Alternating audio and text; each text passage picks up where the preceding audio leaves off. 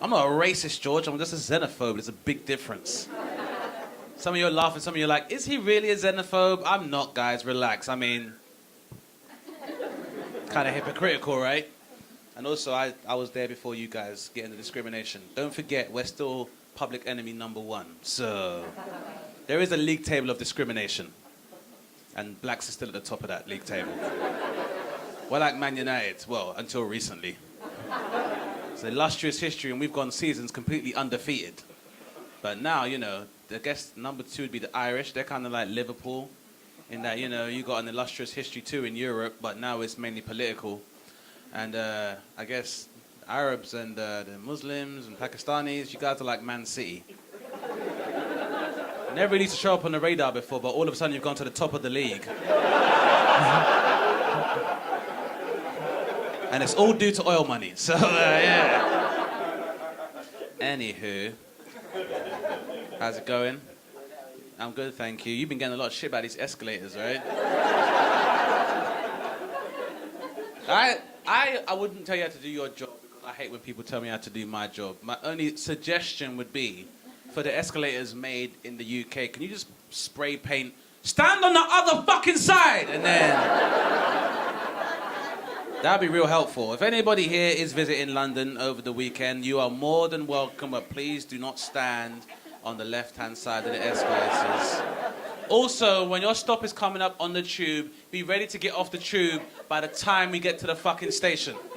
Don't be like these tourists who are like, why would anybody let me off? Because you couldn't hurry the fuck up, that's why.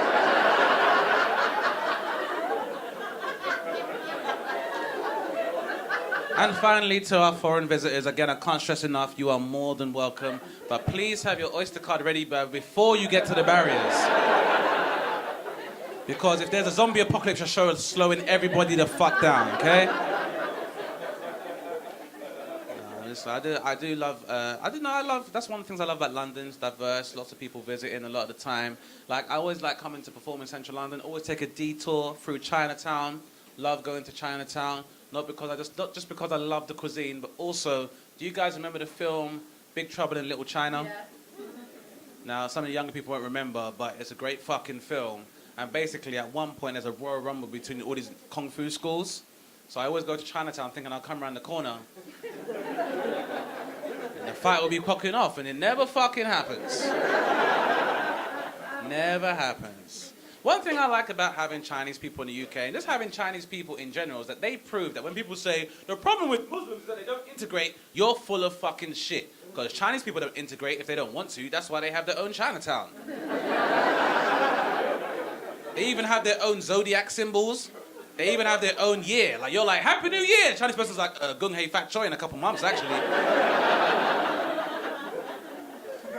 They say, like, because China's population, I think, is at like 1.7 billion now, right? Something crazy. Like, they say that if you stood still and the population of China continued to walk past you, with their current birth rate, that would never stop. They would keep walking. That's how many people are having kids in China.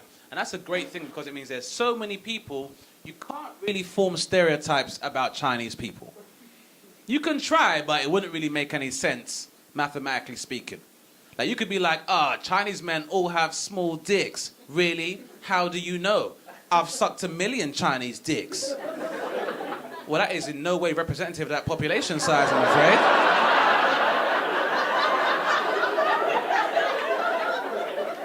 Now you got a heart full of hate and a mouth full of dicks. How about that? Shame on you.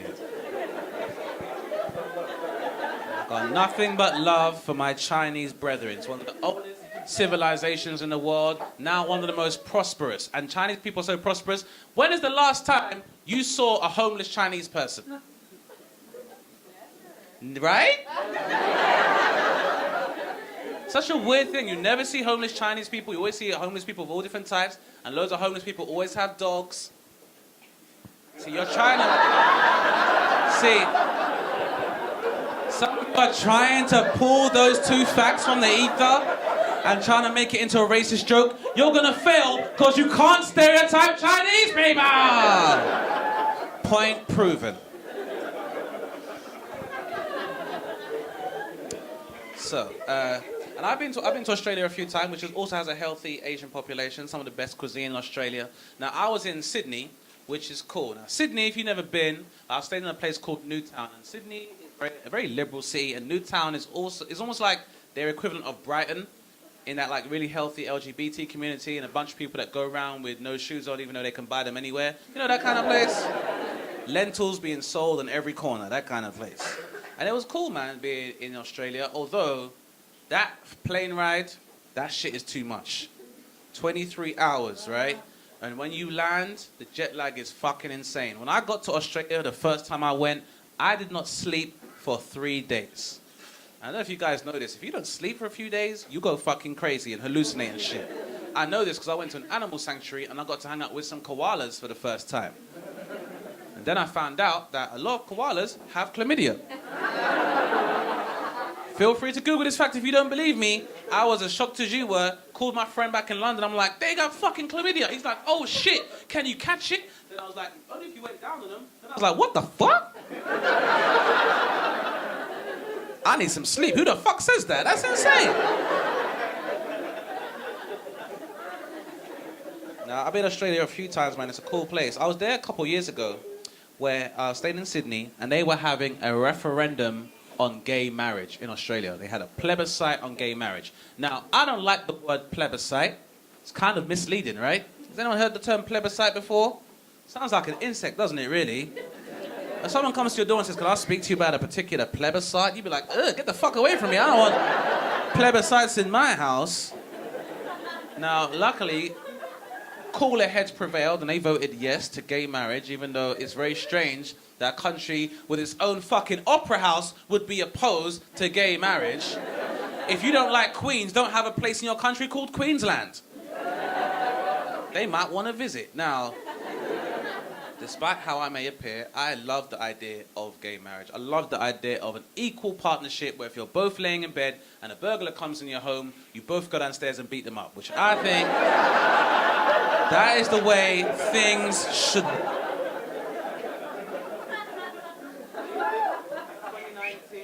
You think in 2019 people would have, you know, more enlightened attitudes, but, you know, some people, and this is normally what people say when they talk about, like, gay marriage, they're like, yeah, they want to get married, then they want to have kids. How do you explain the birds and the bees to someone's got 2 dads? How do you explain the birds and the bees to someone's got 2 mums? We're in 2019, like, the birds and the bees conversation has changed significantly. It's changed a lot, but it's probably better if I demonstrate. I might need a volunteer.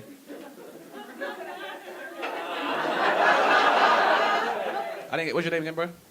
Ben? It's going to be real easy, Ben. Ben, here's what we're going to do. We're going to pretend that you're like a 7-year-old kid. I'm going to be like your legal guardian. And what I'm going to do is tell you about the birds and the bees in 2019. Can you handle that, Ben? Don't have to do nothing but sit there and nod, buddy. It's going to be real easy. Can we give Ben a round of applause, please? All right. Just gotta sit there, Ben. I'll take it from here. I'm the dad now. All right. Here goes. Hey there, sport. That's how I assume white people talk to their kids. So.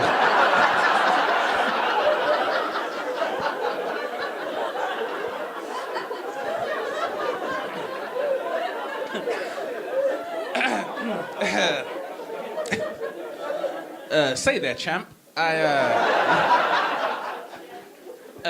hope school was good. Your mum's in the kitchen making a casserole by choice.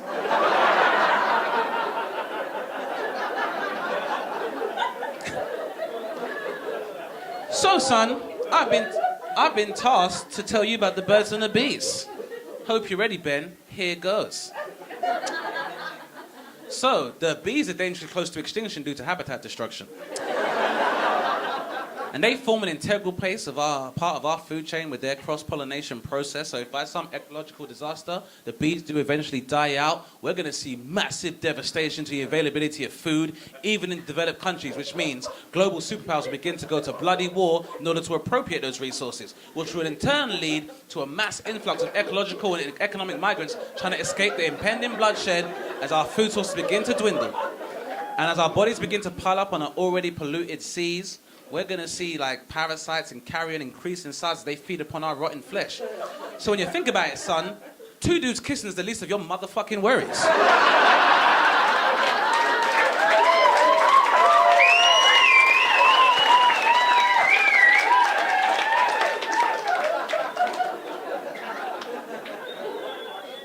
Now, when we finish this casserole, I'm going to tell you about the Great Barrier Reef and why we're never going to find Nemo. Because we're not going to find him now. Or his dad, for that matter. Things are real tough on that Barrier Reef. It's fucked up. So I guess what I'm trying to say is with that is that, you know, like, it is weird that people... Because the thing is, like, you know, somehow, instead of having to be able to decrease homophobia, that's increased. And also, we now have transphobia. People tend to be very transphobic these days. Now, personally, I don't give a shit who the fuck you are. I'm somebody who likes to focus on the soul. And also, if you're having an operation which guarantees you get paid 20% less for the same job, that's some noble shit right there. So, you want to transition? That is entirely your choice. I tried to pluck an eyebrow once, it hurt like a motherfucker. So, you want to make the change? You make the change. Because normally, when guys say they're transphobic, what they mean is, I'm scared I'm going to find this woman attractive and find out she's got a penis, then I'm going to be gay. Because, like, normally, like, my first experience with guys finding out their girlfriends were trans was on Jerry Springer, which is not a good source. But even then, I'd be like, why are you surprised? He'd be like this fat guy, he'd be like an IT consultant, and he'd be like, hey there, Paris, we get on so well. We always play computer games together, you beat me at arm wrestling, and you never have a period. We have the perfect relationship. I don't know why. Well, there's something I need to tell you. What's that? Do you not enjoy having sex in the dark with no contact anymore? No, I'm afraid I was born a man. I can't believe this! You can't believe it, Dudley, even though you was a virgin until you was 23?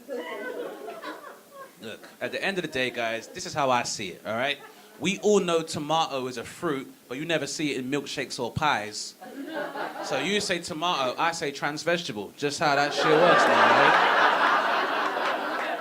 Be whatever the fuck you want. You know, at the end of the day, we all know, like, remember when salt and sugar were always, like, at the opposite ends of the spectrum? And now we have salted caramel, which is also like the non-binary spice kind of thing. Because we all know that salt is a savory spice, but very clearly had a dream and turned to the other spices in the rack and was like, look, guys, I know I'm a savory spice. That's what society tells me. But on the inside, I've always felt like I'm a sweet spice. And I'm ready to live my truth with my friends, vanilla essence, nutmeg, and cinnamon. And then one of the spices from the right was like, no way, they're savory and we're sweet, and the two shall never mix. And then Salt was like, why don't you shut the fuck up, curry powder? You don't know my life.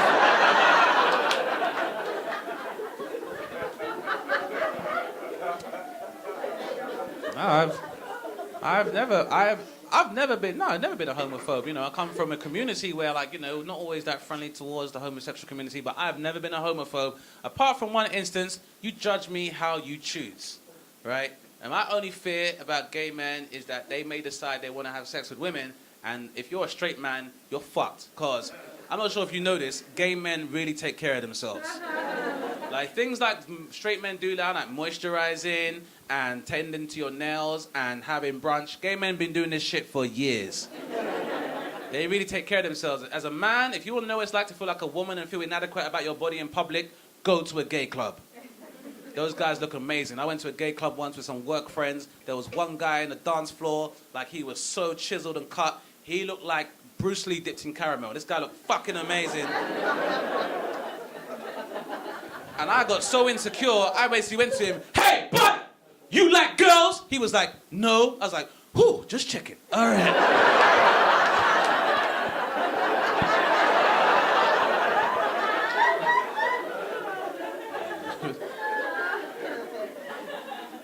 There's a thing now, because I guess we've arrived at a point now where we're starting to, you know, through dialogue online and stuff, we realize we have this issue of something called toxic masculinity, where, you know, men, because they try to live up to societal pressure, don't express themselves emotionally. That shit manifests in other ways, not healthy. Men should talk about shit that scares them, things that make them emotional all the time. I'm going to lead by example and tell you some things that scare me. So, I find roller coasters scary. You know why? Have you seen the kind of people that run roller coasters?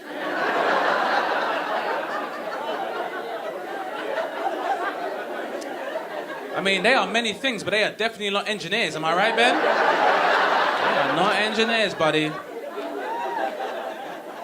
Because you get to an age where you actually realize that most theme parks are run by fucking teenagers. I'm not sure if you guys know what teenagers are like on the job.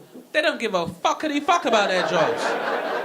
But you gotta think about what it's like to be a teenager. When you're a teenager, you're like too old to enjoy a theme park on like a superficial level. Kind of too old for that shit, right? You're not gonna believe that's actually Mickey. And then, like, you're also too young to have like a proper career because you don't have the qualifications or the experience. So a lot of the time when you're a teenager, you have to work in leisure or hospitality or retail to make money. Like, you ever go into a clothes shop and see teenagers working in retail and they're all angry as if they model the clothes their fucking selves? What are you doing here looking for customer service? How fucking dare you? They don't give a shit, man. And also, like, they are there during their summer holidays watching everybody else have fun when what they really want to do is be fingering people. And you can't finger people at a theme park. That's what fairgrounds are for. Some of that sweet candy floss, yeah. Teenagers don't give a shit. You know how little teenagers give a shit about their jobs? Has anyone here ever been at like a public swimming pool or a Lido and seen a teenage lifeguard and seen how little of a fuck they give about their job? Like, you could see a baby being eaten by a shark, right? And you'd be like, hey, this baby's being eaten by the shark. And then the teenager will just go, hey! They don't give a fuck. Now, the other reason I don't like roller coasters is because in my family, I was the first boy born in my generation. Like, it's all girls above me. All my cousins are younger than me, all the boys. So whenever we go to theme parks as a family, the girls go off and do their thing, or the boys stay together. But because I'm the oldest, they've got to go together on a roller coaster, and I've got to sit by myself with a stranger. Now, you know what's scarier than being on a roller coaster by yourself? Being on a roller coaster with somebody who goes on roller coasters by their fucking selves. Who the fuck is that guy, right? Because I'll be sitting down like on a roller coaster. You know when sometimes when the bar comes down and sometimes it's not tight right away, and you start panicking, but there's a teenager making sure you're safe, and you know he don't give a fuck. So he's like, yeah, that's fine, that's fine, that's fine. Oh, all right there, Jerome. Anyway, that's fine. You're like, hey, you missed me. What the fuck is going on here? This is not very tight. So you turn to this other guy, I'm like, hey, mine isn't very tight. Is yours okay? And he's like, I like mashed potatoes. You're like, what the fuck? That's not what I asked you, sir. I'm gonna fucking die. And number 3, the worst part being when you come off of a roller coaster, go through the souvenir shop, they put up the pictures from the roller coaster, right? And this was way before like camera phones and shit. If you look shitty, that's how you stay. And normally the worse you look, you're more guaranteed a friend's gonna actually buy it. Like if you're like, they're like, oh, we're getting that one, you look like a dickhead, yeah. So I have all these things running through my mind when I'm on a roller coaster. And you know that every roller coaster starts off the same. So I'm like, why the fuck am I going through this? I'm from South East London. I'm in danger when I leave my house anyway. Why would I put myself in deliberate danger? You watch Final Destination twice, Dane. You know this is a bad idea. Why the fuck would I do this to myself? Then it gets to the top and I'm like, oh shit, I don't want to die. I don't want to die. I don't want to. Oh shit, I don't want to die. I don't want to.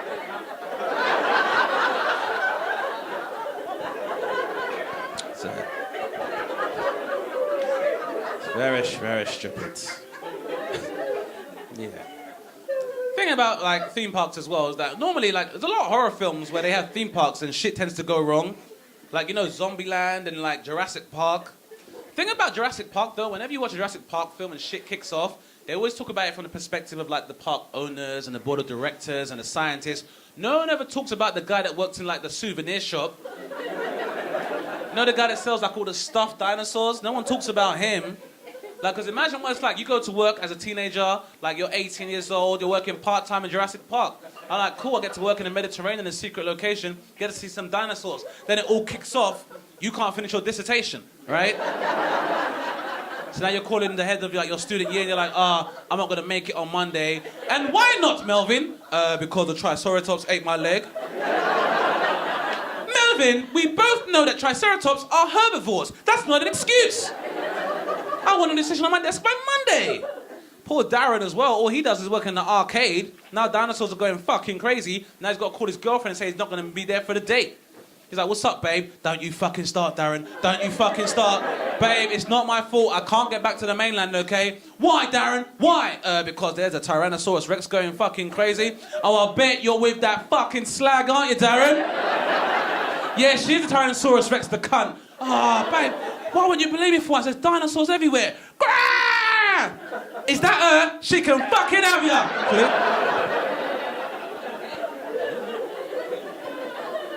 Shit is tough. It's tough. So yeah, man. I don't have much time, guys. It's all right. If you have enjoyed what you heard, you can find some of my clips on YouTube and on social media as well. I'm on all your good social networks. If you do have a smartphone, feel free to DM me too. It's all right. If you do have a smartphone, you can add me on your Twitter or your Instagram. I will say though, if you do have a smartphone, I want to give some advice, not be boring. Because I was a former addict, always had my face on my phone. Take some time away from your phone, take a breather, spend some time with the people you love, like it's your birthday, fuck a phone, fuck the selfies, just spend some time with each other, enjoying your company, right? I say that because these phones will fuck you up, especially with autocorrect. Because I remember I came out from tour a couple years ago, and I texted my friend Mikey because I wanted to go on holiday. So I'm like, hey Mikey, I want to do something fun to relax. Let's go away. I want to go to Malia. We typed that in the phones a couple of years back. We ended up in Somalia. And it was still fun, good weather, wild boat parties, but